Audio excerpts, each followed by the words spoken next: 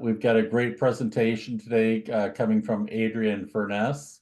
Let's do a little business first. And Nancy, why don't you do a quick summary of where just about survey launching and so on. So go for it. Well, thanks. Thanks for getting my part out of the way. We have 2 of the 6 counties so far that have their information to go live. It includes a link and a QR code that you'll receive, and you all should expect to get those for, I think, sometime today would be doable for me. And so, last week I had mentioned that the speed test portion of the survey could possibly be embedded instead of, when we demoed it a few weeks ago, folks would, within the survey, click on the speed test link and then have to go back to the original window that the survey's in to enter their results. And while that did work fine in the past, we thought it would be sort of real cutting edge to do for this group. But that is still in development, and we're not going to wait any longer for that.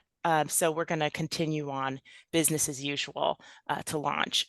This is going to give you a little over 6 weeks still for your surveying. And so please let me know if you have any questions. And this is a very exciting time to get those launched, and we got to keep it moving to keep the momentum going. So thank you again. Great. Thanks, Nancy. And this is Bill, and I'd like to talk a little bit about our travel week, where I'll be coming to visit your community. And as you listen to the presentation today about messaging and so on, I encourage you to apply this to my visit there, and know that these visits are really to serve your purposes. I mean, that's great for me to be on the ground there and meet you and be able to share broadband stories with you. But know that you should think about what you as a community want to accomplish during this maybe a higher visibility kind of event. And so when you think about the getting publicity for it and inviting the press, how can you connect people with compelling broadband stories to the reporters, so that when that story comes out, it's not just about federal money and it's not just about broadband technologies, but it's about community stories that are driving the need for better broadband, or how people are using broadband to impact healthcare or schools and so on. So as you think about designing the event, make sure that you have that press in mind and your own local publicity there. I'd also encourage you to think about ways to get input from people within the community, and not just present to them about what's going on and what you're finding. But if you're asked people to come out for these meetings, make sure that you schedule an agenda, and I'm happy to help you do that. Create that agenda where you're actually getting people to share their broadband stories. So you can say, our favorite question is, what is your broadband story? So if you ask people to introduce themselves at the beginning of a meeting, to let them tell their story, it's a great way for you to hear from them. You might hear about people who should be involved in your effort as champions, and so on. So I guess those are my really notes on there, is to use it to reach out to the press, and then use it to gather good community input and attract people to your efforts. And so as we think about that, we're going to switch over to Adrienne Furness, who is the executive director of the Benton Institute. And the reason we're all really here today, she helped form these partnerships with the Illinois Soy Association and others, Illinois Extension, to enable this program to happen. So I give Adrienne a lot of credit for that. But she's going to talk about this communication plan and building coalitions and how to make these initiatives effective. So welcome, Adrienne. Thanks, Bill. Really appreciate being here and seeing everybody online today. And thank you. Reed's going to help me do the slides. I really also appreciate that. But Bill's absolutely right that the Benton Institute couldn't do this without the partners we have. And foremost among them is Illinois Extension and Nancy. And I think you all are going to have a great experience with her on the surveying, which can be a very useful tool in communicating your community broadband vision. So as we progress in the program, you're going to start to see how all these pieces fit together. And that's this presentation is going to give you a bit of a sense of what we'd like you to think about, and then some examples of how other communities, well, some examples of how Benton does this in our work, and then some examples of how other communities have implemented this in previous cohorts of our community engagement and broadband planning programs. Go ahead, Reed. So at the end of this, Bill, I'm assuming you're still using this worksheet in the with the teams, but I just— We are. Oh, great. So I just want to point out that there'll be a little bit of homework for you to go through after I finish talking, and that's what this sheet looks like. I'm assuming also, Bill, that everybody is either completed or is working on their vision, right? Correct. Oh, good. Okay, good. Next slide. Okay, so we are asking you to think about the following questions as you, well, prepare for Bill's visit, let's say, for instance, but as you complete this effort. And the first and foremost is thinking about what does your community look like when you are successful to bring better connectivity to your county.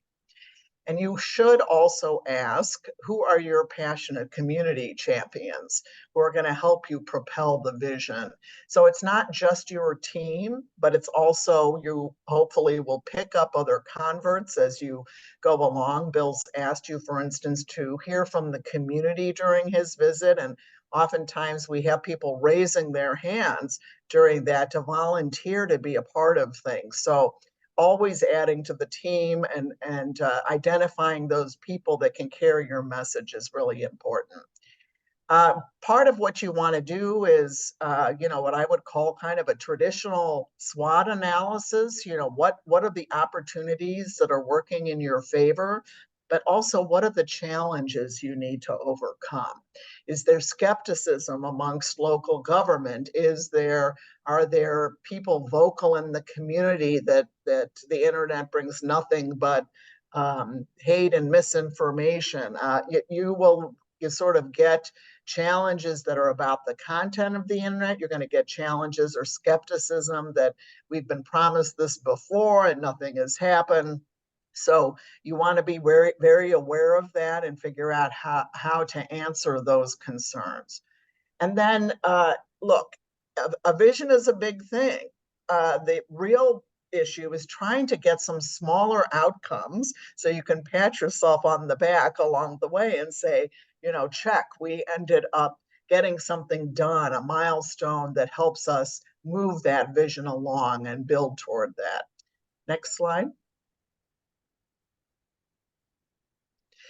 So let's look at trying to get a communications or influence strategy for each milestone that you set for yourself.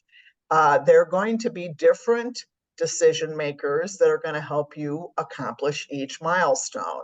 And you don't need to have the same people on every milestone.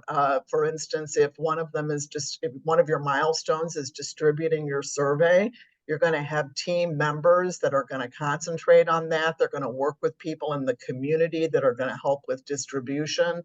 Likewise, press outreach. Somebody could take control of that on the team and then work to find people who would be spokespeople for that. We also say that your decision makers are going to listen to certain people in the community who has been an effective spokesperson in the past for renovating a new library, or doing another infrastructure project in your community. So you are all aware, I'm sure, who the people who control the money are going to listen to, and you want to make sure you know who those people are. And then clearly, there are going to be people who are available and easy to reach, and others who are less available and not as easy to reach. But, you know, again, if for the sake of speed, and we are in a pretty speedy process, you want to figure out pretty quickly who's going to be a good advocate for you. Next, Reed. A lot of people like to jump to this. How am I going to? What are the tactics that I'm going to use to reach influencers in my community, residents? But we ask you to think about the things that I've talked about prior, and think about this as a way to, but don't start with this first. You really should be honing your message, figuring out your milestone, obviously knowing what your vision is before you get to these particular ways to communicate. And by the way, the communities have utilized a lot of this, so we'll talk about that later. Next one. So just to summarize, you want to have your vision. I'm starting backwards, actually. You want to have your vision and know how you're going to accomplish this, articulate what you were doing, and look for those needs and opportunities. As Bill just gave you a great introduction to say, I'm going to be there. Use that as an opportunity to be able to communicate your message to the community. You'll find those opportunities as you go along in the program. When you report back to the community about your survey results, that's another instance. If you hold local webinars or you have the press write about your efforts, there'll be opportunities to spread those words through community Facebook page or other things like that. Go ahead, please, Reed. I'm going to talk a little bit about what Benton does. I'm going to speed through this section to get to more of what the communities have done. But I do want to talk a little bit about how an organization like Benton thinks about outreach and communicating our vision by talking about a report that we did for United Soybean Board, and which actually kind of was the genesis for doing these broadband breakthrough programs. So United Soybean Board came to us and said, broadband is lousy for farmers, and it's really hindering their ability to innovate farming practices. They're very into sustainability, so they're all about efficient resource use.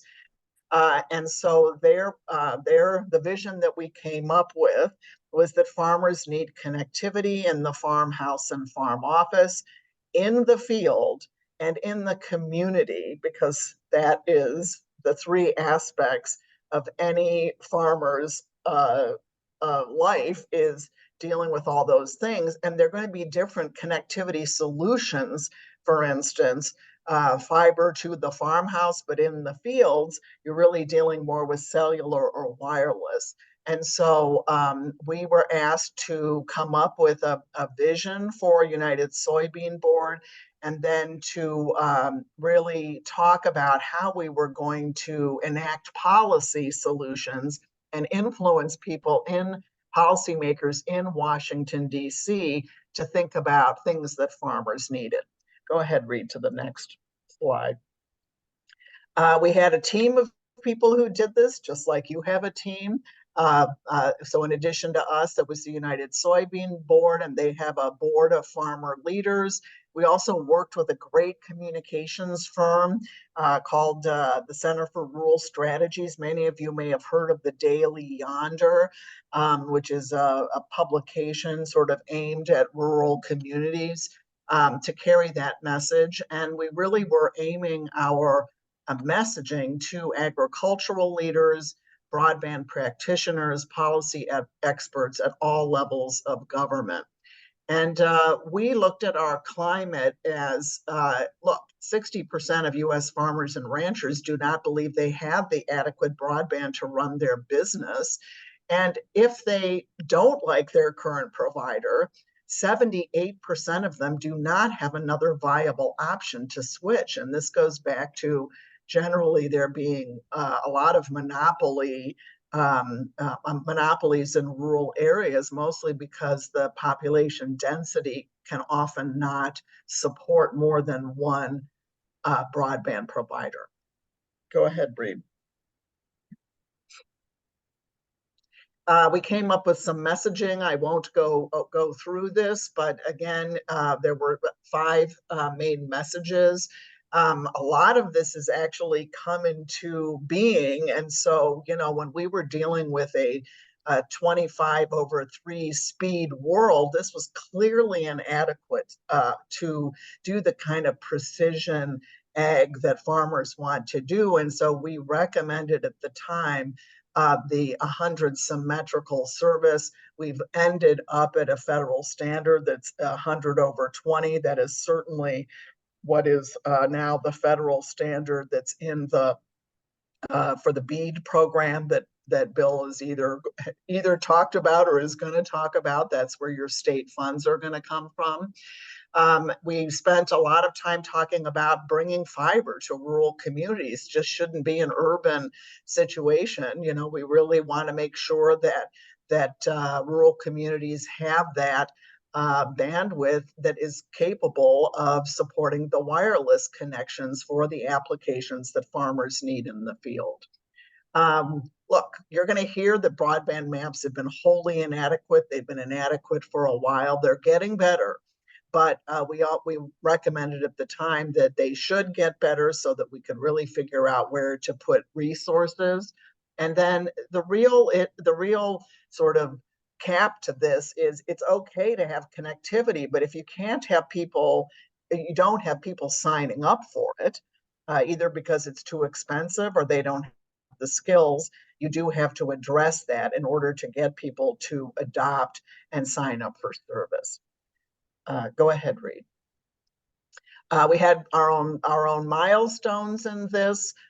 Some of them were really just trying to expand the expert pool in the agricultural community to talk to other people, sort of inside messenger, you know, so it wasn't just us. Right, we wanted to identify that expert pool, and we were really lucky to get an amazing young farmer from Missouri who was I believe, the treasurer at the time of the United Soybean Board, and then became chair, just actually finished her chairwomanship. But she became an amazing spokesperson for the project. And so we really utilized her in press and other venues, which I'll talk about a little bit later. And then we also identified some best practice demonstration projects around the country where there was good broadband and what people could accomplish with that, so we could spread the message. Okay, Reed, next one. The tactics, again, won't read through this, but a lot of what Benton does is the written word, webinars, press releases. We meet with people on the Hill. We meet with people in agencies. So lots of time spent in front of the Federal Communications Commission and the USDA. But we also made sure we really reached into agricultural media. And that was where we used our relationship with the Center for Rural Strategies and also the United Soybean Board, because it's normally not a part of the press that we talk to on a regular basis. And then at the bottom one is the one that I want to talk about. We took this young farmer that, as I said, was an officer of the United Soybean Board.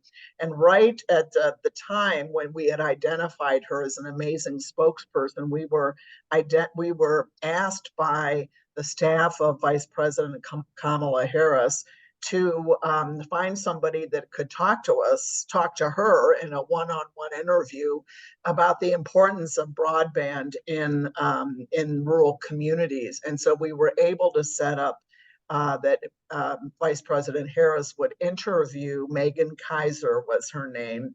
And Megan just did an amazing job. And I think the Vice President was very happy about it. But clearly, when you have that kind of opportunity, then you cut a good video and you get it around the country. And I think it was a very effective tool.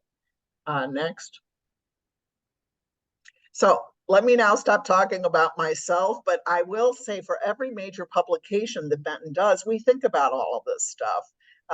And so we're urging you all to come up with your own local community strategies to talk about what you're doing, because you're putting 16 weeks into this program, and we want to make sure that you're touting your accomplishments and moving the community along with you to, in the end, get the best connectivity possible.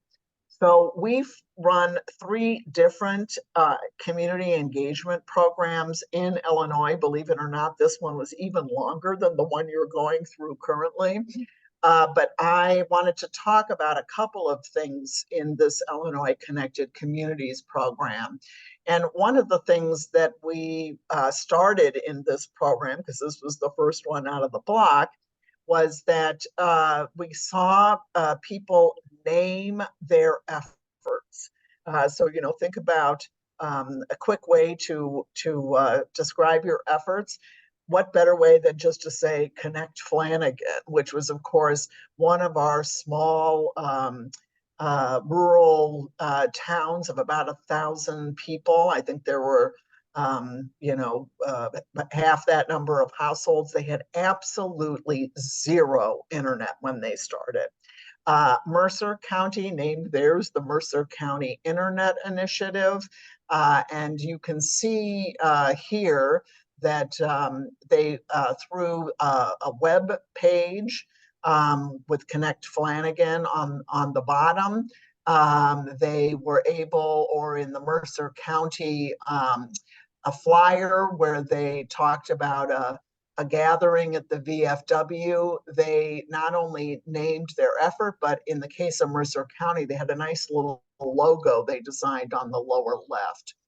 The other one I want to talk about is the city of Harvey, which is a suburb on the south side of Chicago, kind of a hub, and they had a overall economic development plan where they integrated their broadband effort and called it their whole economic development effort, trucks, trains, and technology.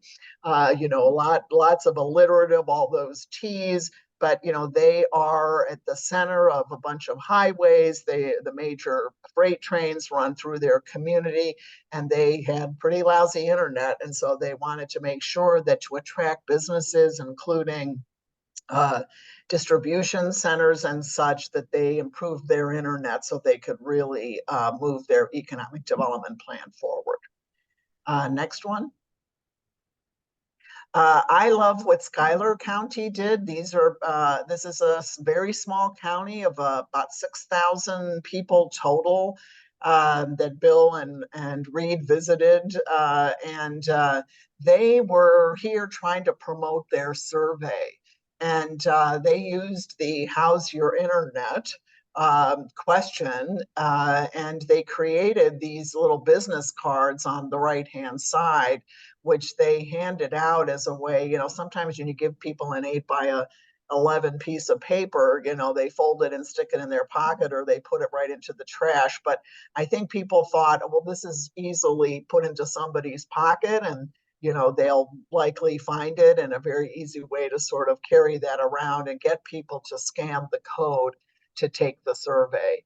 But I really liked their identification in the middle, where they show the county outline and talked about who was really behind the effort, the Schuyler County Economic Development Commission. So I like their integration of messaging here and purpose. I think they did a really nice job, and they were able to get 5% of their county to do surveys, which I think was a really nice uptake. Okay, next one, Reed. The Whiteside, they've been a fabulous, I think, and they're about to announce a big grant from Connect Illinois. So this was one of those marathons, not a sprint, but I think 2 years of persistence and trying to find the right partners. They did an incredible job. This is their Facebook page.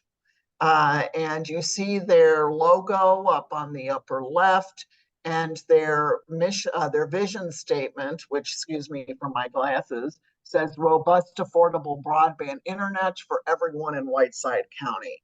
I think Bill's probably tried to impress upon you all that when you do a vision, try to make it brief and memorable, but choose the right words and make sure every word has meaning. The more expansive statement is on the lower right-hand side. Connect Whiteside envisions an equitable deployment and use of robust, affordable broadband infrastructure that improves the quality of life and competitiveness of every resident, business, and organization in Whiteside County. So you have sort of the tagline in the upper under the logo, and then you have the more robust vision statement. But here on the web page, obviously background, says rural and farming. And they were here really talking about the survey and then announcing where you could pick up paper surveys. So that those people who obviously you're trying to reach in this effort who don't have internet and can't use, for instance, the QR code to get to the survey would be able to pick up copies at various organizations around the county. Go ahead. So as Bill said, working with local media is really important.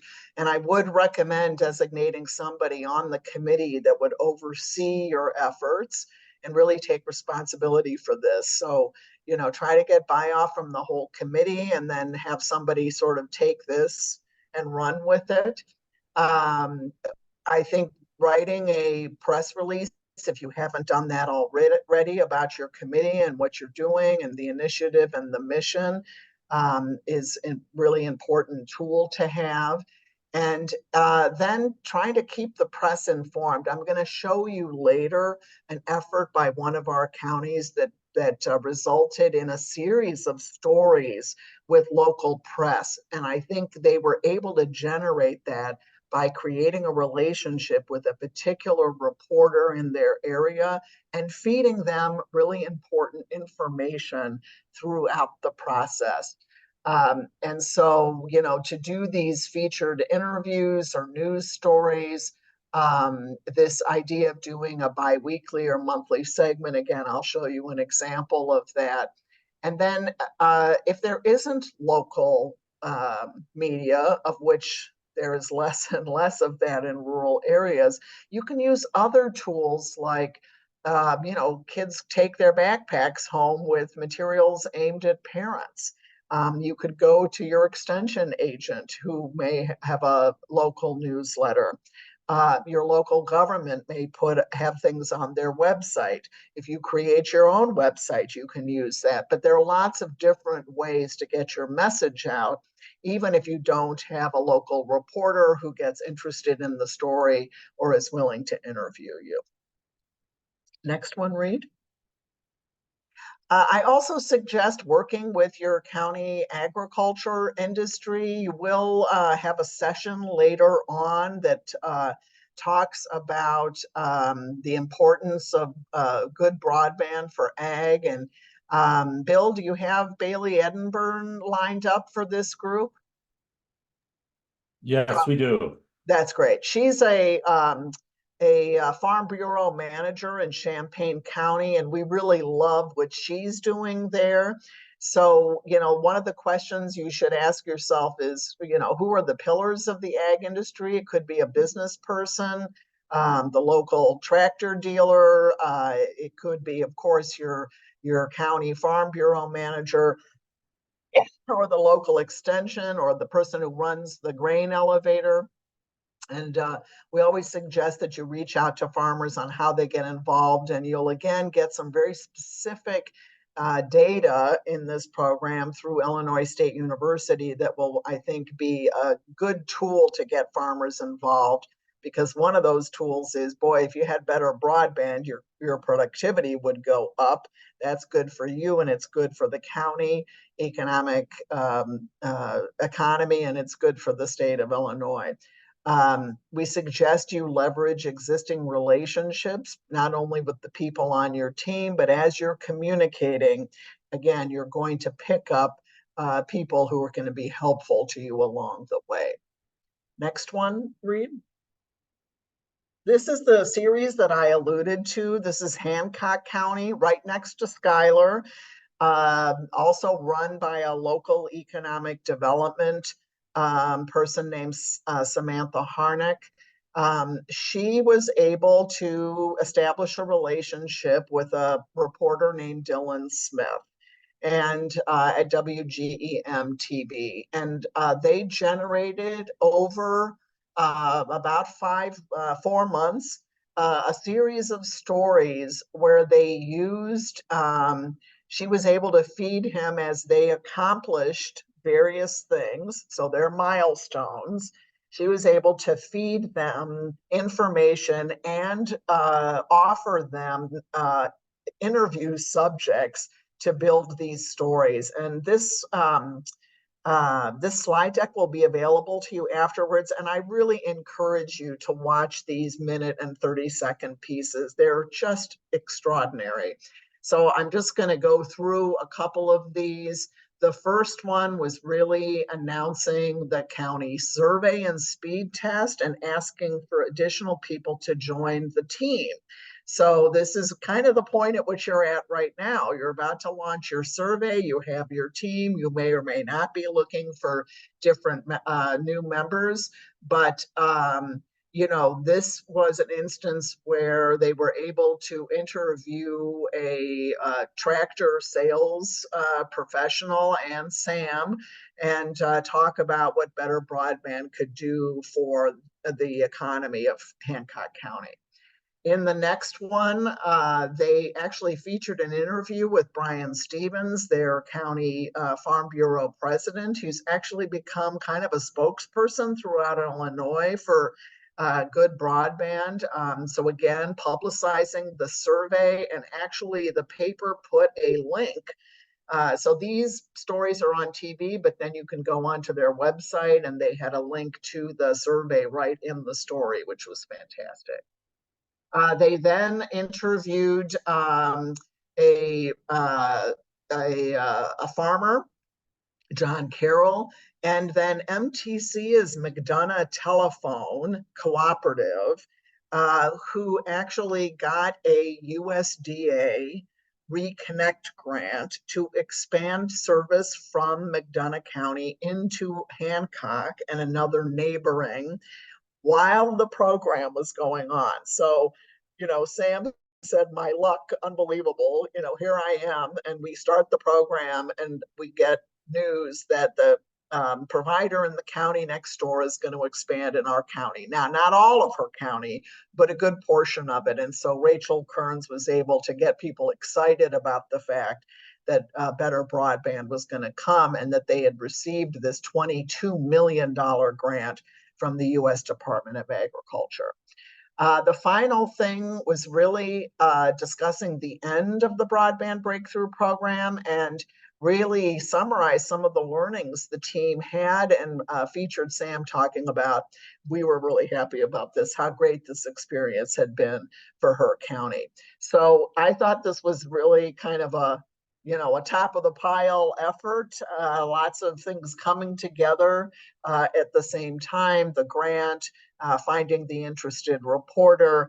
But I urge you to, you know, try to hit it out of the park. This was one of those things where I think it really made a difference for her in terms of trying to get the county government on board to really move this effort along.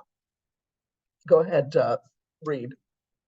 And then I want to show you their website. Again, I would really hope that you all sort of have the opportunity to click on this. I thought this was great because it was aimed at just regular people, right? It talked about the broadband basics. One of the things that I loved most about this was that in order to show people what fast broadband can do, they took an example of how long would it take to download a video game. If you had lousy broadband, less than 25.3, or you were connected to fiber, by the number of minutes it would take to download. So as a way to explain basics, I thought that was very clever. They talked about their current broadband access using the maps. They were able to highlight some of their survey results, which again, you're going to get sort of extraordinary stories coming out of your survey. McLean County had 135 single-spaced pages, type single-space pages of comments that they went through in order to just, I mean, it was just an outpouring of, I'm sick and tired of having bad broadband. And importantly, if there was a competitor, I'd switch, or I am going to switch, or, sort of this kind of consumer sentiment that we're trying to get you all to think about. They did have a section on ag, particularly around the economic boost that better broadband would give you. This is a county that figured out not only the direct economic impact, but looked at indirect and induced impact that added up to about $12 million a year of extra income that would come as a result of having better broadband. And then the last section was really a let's work together, a plea for people to join the effort. So this was their end presentation. So I'm sort of jumping ahead to the community plan and saying that they were so lucky to have as a team member a wonderful guy named Roger Pavey, who's no longer, unfortunately, at the Western Illinois Regional Council, but was the one who helped them. He was a team member, and then he helped them put this website together, and they walked through it as their final presentation. And you can see their vision. Boy, talk about zippy and quick, fast, reliable internet for all of Hancock County. So yeah, that's why we're here, guys. I think that's the last one, right, Reed? It is. Yep, that's okay. it. So I would, at this particular point, be willing to entertain any questions. Or Bill, have you maybe make some comments at this point? I don't think there's anything in the chat. It'd be great to have some questions, or people want to volunteer what they've been doing in terms of trying to spread the word in the community, maybe in preparation for the survey or the vision. Joe, I'm going to pick on Joe Weger in Lawrence County. Joe, what have you guys thought about this? What have you done so far?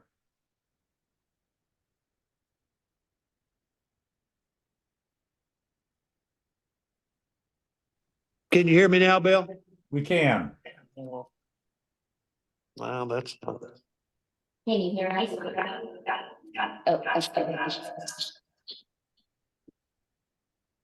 We can hear you, Joe. You can hear me now? Yes. Yes, we can.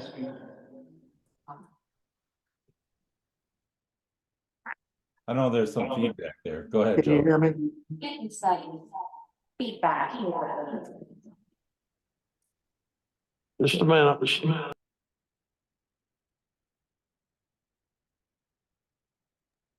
Looks like they're going to get off and come back in, Bill. So Yeah, well, I think they have multiple computers in that room would be the issue there.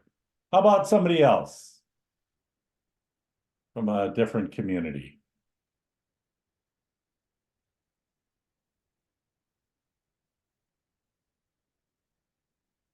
Mitch, I'm gonna see, I got my list here, so you guys are in trouble. So Mitch McClellan at Johnson County, what are you guys thinking about?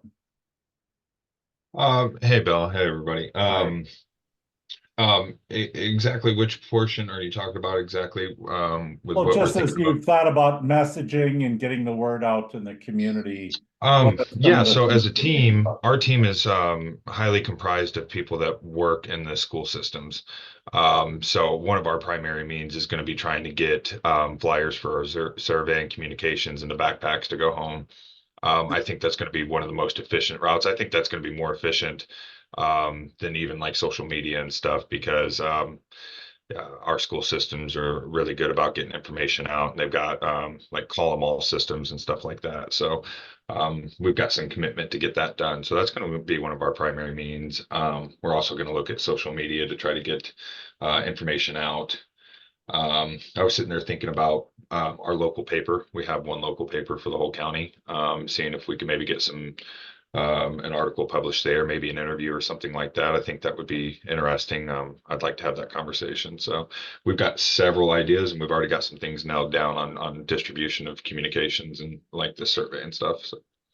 Good, that sounds great. That's great, Mitch. You know, I would just make one suggestion because using the schools we think is such a great idea. But of course, then you're only hitting families with children. So you want to obviously try to figure out whether it's through the churches or even setting up tables at the local grocery to try to get, you know, a more balanced response from others in the community where the kids are either out of the household or they're single residents. Yeah, Absolutely. Thank you for that information. sure. Good. And Justin has a question about the response rate on the surveys, and I think Adrian talked about 5%, I think, which is a good number. A lot of times we talk more about trying to get a number of surveys back, someplace around 400 as a great number that will kind of guarantee a statistically valid response. I know statistical folks might disagree, but you know, it's kind of close enough as far as I'm concerned. But the I was going to say, Bill, there are people that have done, yes, for Schuyler, it was 300, which was 5% of a 6,000 county. But we did have people like in, I believe in McLean County got close to 1,500. But of course, that's a big county in Illinois with about 170,000 people. So of course, this is really based on the population that you have. And but Bill's right, getting at least 400 is going to give you good. There we go. I love Nancy putting it right in the chat, between 1% and 3%. Is that what you've got, Nancy? Yeah. There we good, go.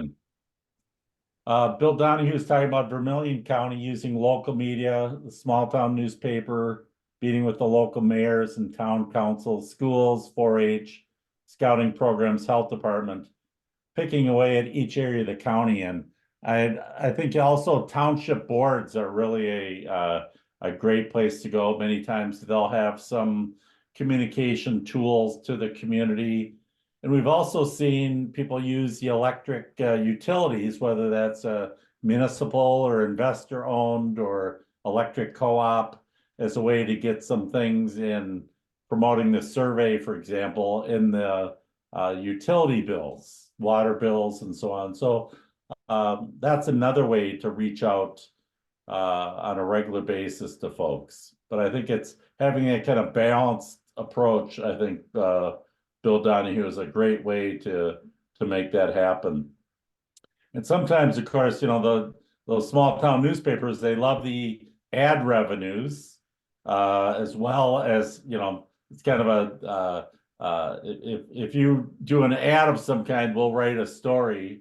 And so as you promote a public meeting and so on, putting a little ad in the paper is a nice way to earn some participation of your local community, or getting them to write an editorial about the importance of broadband, I think is great as well. And of course, the more you can write that for them, the more they like it. Other strategies that are people are thinking about or have questions about those kind of strategies. So Massac County here, and I'm not on the computer screen, but anyway, just wanted tell you what we've kind of got in place to get the survey out in our community. Both of our school superintendents, we have 2 school districts in our county. They have agreed to send it out via the link via their remind system that parents are on. So it's a text message that we receive when there's a message that needs to be sent out. So they're going to send the link out through that.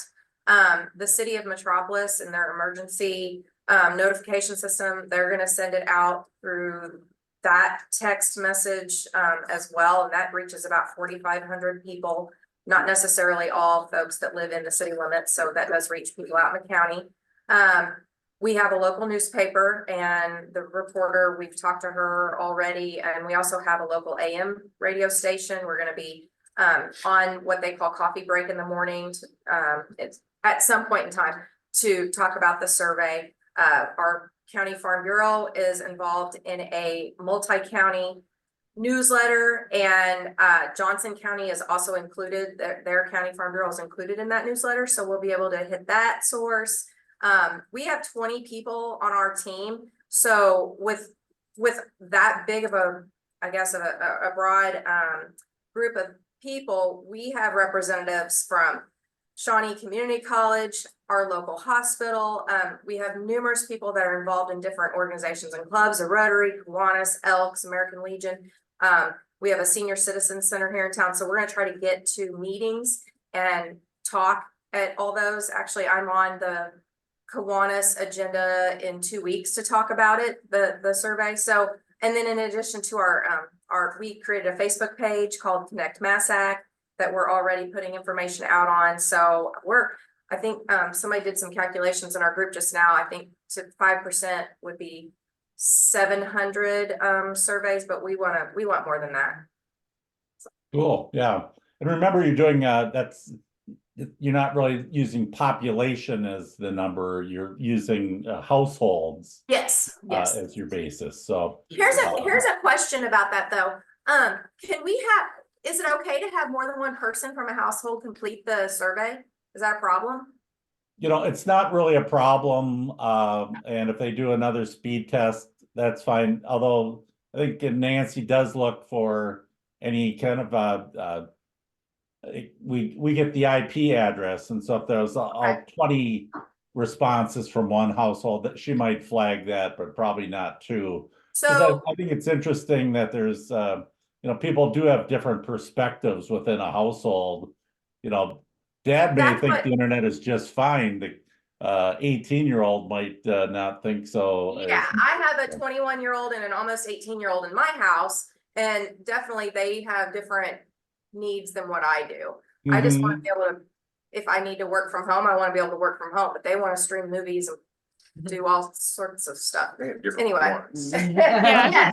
I have multiple devices all at once. So I would I guess I would encourage folks to fill it out thinking of everyone in the household, right? And say, this is the proper, like we put our address in here, and we're really speaking for this address and what's going on at this address. Likewise, if it's a community anchor institution or public building, think about all of the uses.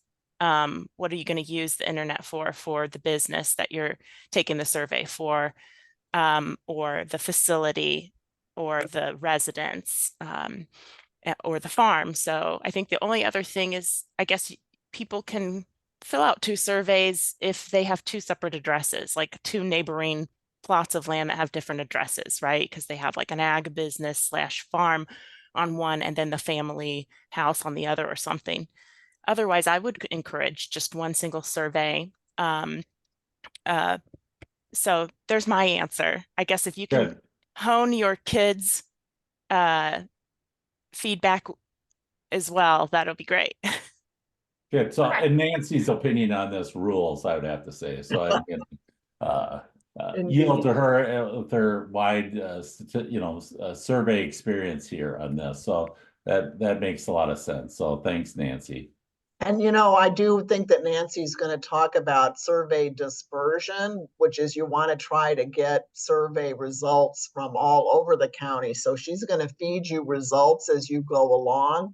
And you might then be able to say, gosh, why am I not getting the northwest corner of my county? and then go ahead and target areas there. Because it's really about having not only the number, but also the place as broad of, because you want to look at coverage across the entire county, right? Thanks, Yeah. Adrienne. Yeah, I'd Sure. say maybe week 7 and 9, I provide coverage and what you've done, where you've surveyed so far. And so you'll see areas of your county that have not really responded very well. And also the breakdown of, okay, you have a lot of households, but you don't have any businesses, or you don't have any community anchor institutions, which we call those in the survey community or public buildings. And so you really, I'll provide you geographic quiet areas, but also I'll let you know if you didn't get any farmers or you didn't get any of the public buildings like the schools and libraries and such. So Good. And Nancy in the chat has some good information about survey distribution. And I'd even encourage folks who are kind of leading the survey effort in your community to go back and watch Nancy's presentation from week 2 that really goes into a lot of depth about the survey process and pushing out. It might be helpful to review that information that she shares there. So she's done this now in about 40 counties, I think. So she's seen it all. I'll say that. So and dealt with a lot of information. Any other comments or feedback about question about paper surveys. And so we expect those surveys come back to your community to get someone on your team to enter those surveys into the system, to the online, go to the link and just keep hitting that link and entering more surveys. Obviously, if it's a paper survey, there's no speed test involved. And so that part is skipped, but it's that's really the community responsibility to enter those surveys. I think once and a lot of people do paper survey probably don't have internet anyways, and so it's just a handful of questions there. So it doesn't take much time to enter those surveys, less than 5 minutes per, I think. So good. thanks, Bill. I'll just add that when you decide what that location is, because I had mentioned today you'll get your links and QR codes for the online version, and then I pivot to making sure you get the paper version soon after emailed to you, and you'll print it front and back, and it will probably be 4 pages. And so when you have the intro text, the thing that's different on the paper surveys, obviously we take off the language that talks about the speed test, because if they're taking it on paper, they're not going to take a speed test. But then we add the address of where they would mail or drop off that survey once it's completed. And folks often are maybe bogged down towards the end if they have a lot of paper copies to enter online, but it's a great opportunity if you want to get like a high schooler or a young professional to enter in the surveys, and then they can say, that they helped the surveying in their county, they did data entry or whatnot, and that's sort of an opportunity for them. So I know I'm repeating myself a little bit, but want to make sure all have understood what that can look like. Good, thanks. Would anyone like to share kind of their plan for the community tour? So when I come, are you thinking about things right now, or we can always talk about this again next week? But anyone have some feedback on that? I've heard that we might have a couple counties work together on a single meeting, kind of a community forum kind of thing. Is that, Patrick? I think you're involved in that, Patrick Windhorst. That was Massac and Johnson? sorry, Oh, Patrick's ready to go here, so let's hear what he has. Johnson and Massac. Yeah. Yes, those are two counties in my legislative district. I live in Massac County, and Johnson's just to our north. And my understanding is both of the teams are working together to hopefully make that happen. I don't want to steal from anything they're going to say, but I believe that you're accurate in that taking place. Okay. So it's great. The community's working together, and I think as was mentioned that there's also some connection with the Farm Bureau, so that helps in all the planning that we're doing. Having Good. work together. And I know this is a huge, busy time for the ag community. And although if it doesn't stop snowing, I don't know if we can plant, so it was warm all winter, and now we're again always Mother Nature gets her payback in cold April here possibly. But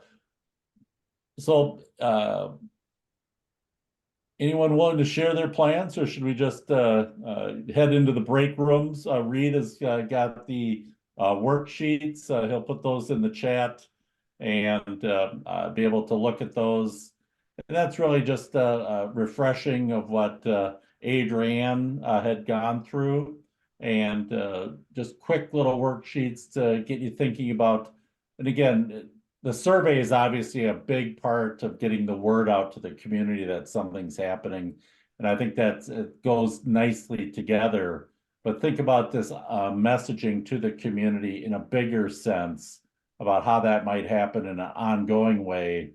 We know that when you launch the survey, you're going to get a ton of responses, and then they kind of fall off pretty steeply after a couple of weeks. So how do you keep that survey in the news? How do you keep the initiative in the news? Is over the next 10 weeks or so will be an important part of this initiative.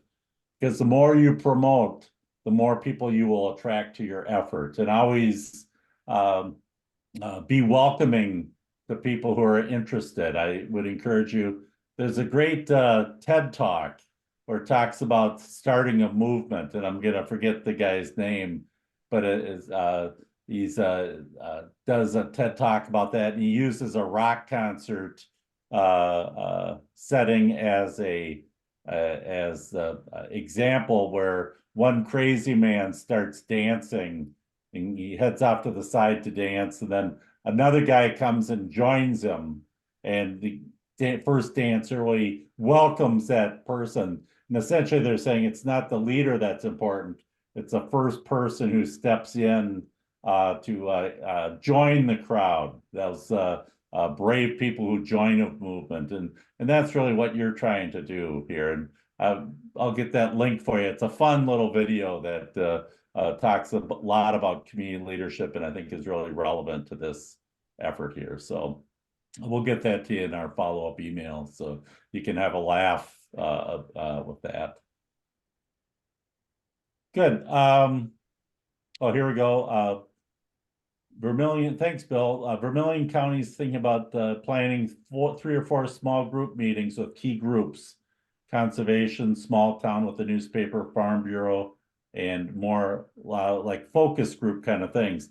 And I think that's a great way to have a real crisp meeting with a specific demographic that you can really reach folks. And again, not only share your message, but get input as to the critical pieces.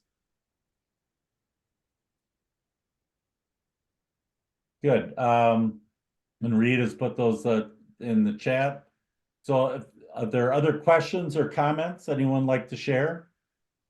I appreciate hearing from folks today at the meetings, that and I hope that as we go forward, there's more and more questions, more and more conversation, more and more sharing about what's happening in your community, questions about what's happening in the other ones, because you're all in this together, and there's a lot of great sharing that can take place if people are brave enough to ask questions or share what they're doing. So maybe we need some door prizes to help make that happen here. So, Bill, I do want to emphasize that, because as we do these, we try to do an alumni meeting, like 6 months down the road, see how y'all are doing. But, a lot of times there are relationships formed in these meetings. And as Bill says, there's an opportunity to literally steal good ideas from other places, and we encourage it. So I think Bill's right. Just try to keep talking and ask about what the other counties are doing. And, you know, it's all about moving forward together. Thanks, Bill, for letting me speak today. Really appreciate it. I know you're about to go into your breakouts. Yeah, thank you, Adrian. And good luck with your retreat here going forward. So new things Thanks. happening at the Benton Institute. So look for that. Great. Thank you very much. Good. All right, Nancy, if you want to stop recording and open up the breakout rooms, that'd be great.